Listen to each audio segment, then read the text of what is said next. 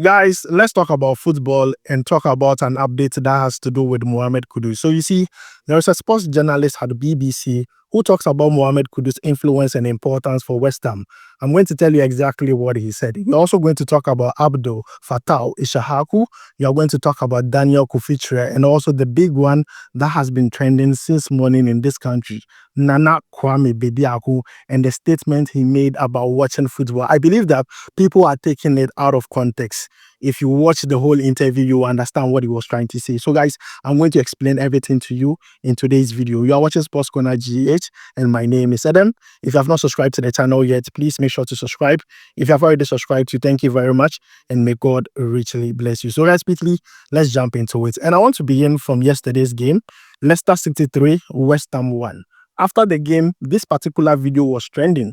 And the reason why that video was trending was because of Abdul Fatawu issahaku. Now, watch the video, get it to the end of the video. You see Abdul Fatawu issahaku with crutches celebrating with the rest of the players. I mean, this gave me mixed feelings. I'm happy, but then I'm sad because honestly, if Abdul Fatawu issahaku was fit, he would have been playing that game.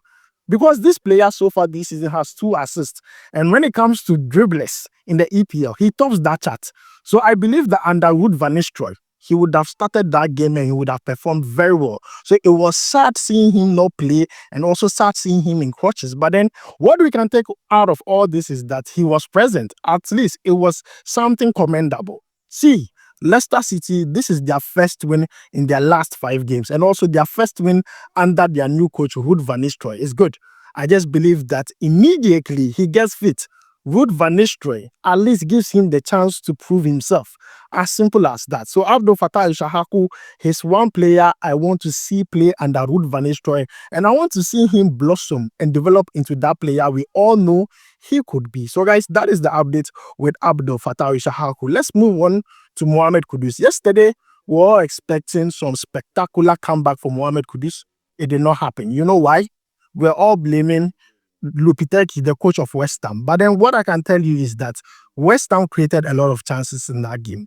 They only did not capitalize on those chances. But then after the game, Phil Parry, a sports journalist with BBC, talked about Mohammed Kudus' influence and importance on the West Ham team. And this is what he said. I'm going to read it quickly. He says that he is a very creative player who can cause problems. And when you miss players like that, it can cause problems. It puts more pressure on and allows the opposition to try and shut down the options easier. And this is what Phil Parry is saying. It's like, yeah, Mohammed Kudus is that guy, very creative. And when he's not around, okay, there's a problem for West Ham. And that is true. When he was serving his suspension, we saw how West Ham struggled. Even yesterday when he was in, even though, I mean, they created a lot of chances, you could see the team lacks cohesion. Yes, Mohammed Kudus is trying to improve the team with his performance and everything, but the team in itself lacks cohesion and a bit of coaching here and there. But then this is good updates concerning Mohammed Kudus and what Phil Parry had to say about him and also the importance he gives to the West Ham team. So guys, this is the update concerning Mohammed Kudus. And see, West Ham's next game is against Wolves. And trust me, Mohammed Kudus is going to cook. Mohammed Kudus is going to cook in that game. So you push, you relax for the star boy. Everything will come back normal. Trust me, it will come back normal. Now, let's move away from that and talk about Kofi Kyereh. When I mention his name, sometimes I feel like shedding a tear because he got injured February 2023. Now we are ending 2024. Next year, February would be 2 years. The player has not played football.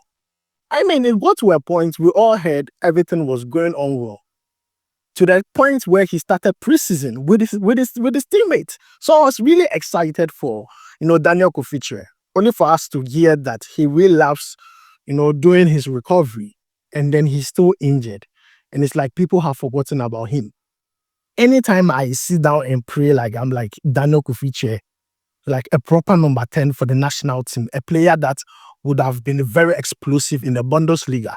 Because I asked myself, if people depended on Kofi Kyereh for their daily bread, how would they be feeling now? Imagine he was my brother.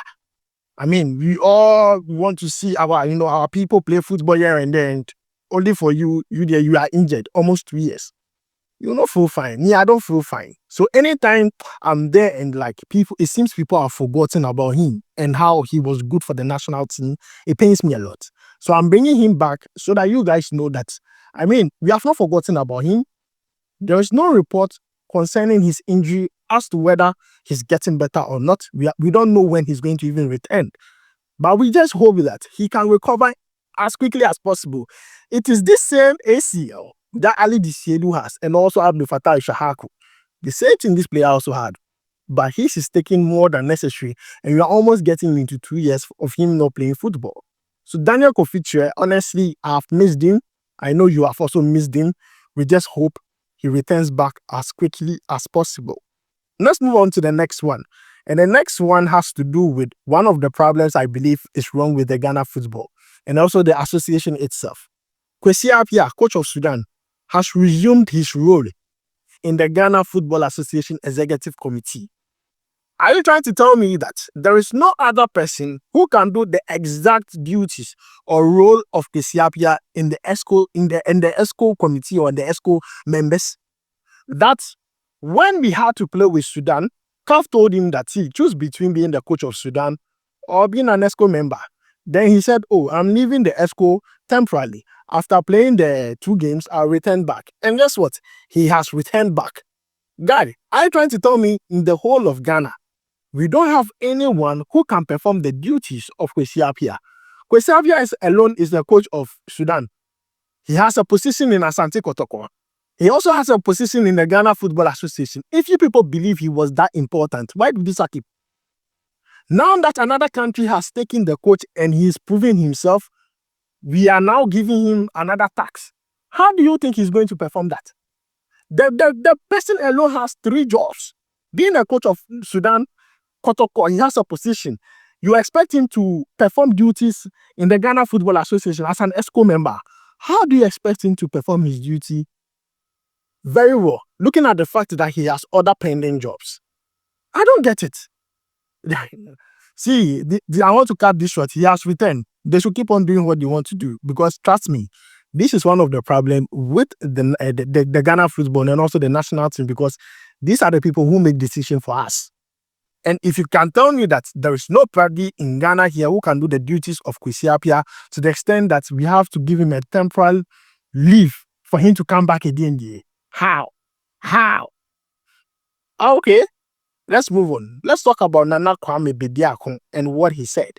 Honestly, I've been following the whole thing since morning, and I feel like Ghanaians did not watch the full interview, and people are pouncing on him. People are pouncing on Nana Kwame Bediako. But then I believe that, the statement he made, it was wrong.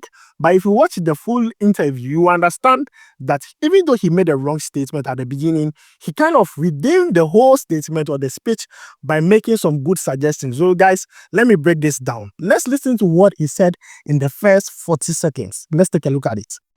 I think that, first of all, if you spend 2 hours watching football almost every 2 days, in a year, you would have spent 1,000 hours of your time or 500 hours of your time watching football, that somebody is getting paid $500,000 a week, but you watch them for free and pay your hours into it. Okay? And I don't think that's a good investment because your time is your most important asset. That you have to use it sensibly. So guys, you have heard from Nana Bediako. The first 40 seconds, it was actually bad. And I believe that whoever oversaw whatever he said, whoever went through his writings and everything, the PR team, they need to be sacked or probably they need to be warned because they did not do a good job. For him to come out and say such a statement, saying that watching football 2 hours every 2 days is a waste of time, sorry say.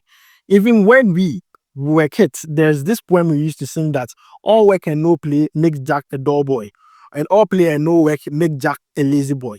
Trust me, people who do 9 to 5, when they come home, at least they deserve some 2-3 hours to distract, to let the stress out. Because people will sit in traffic and get home, and they want to watch football for like 2 hours. You are telling me they are wasting their time? No. Even now, when you take football, for example, even people who watch football indirectly are investing into it because there is sports betting I put my money into it that this team should win. I deserve to watch the team play.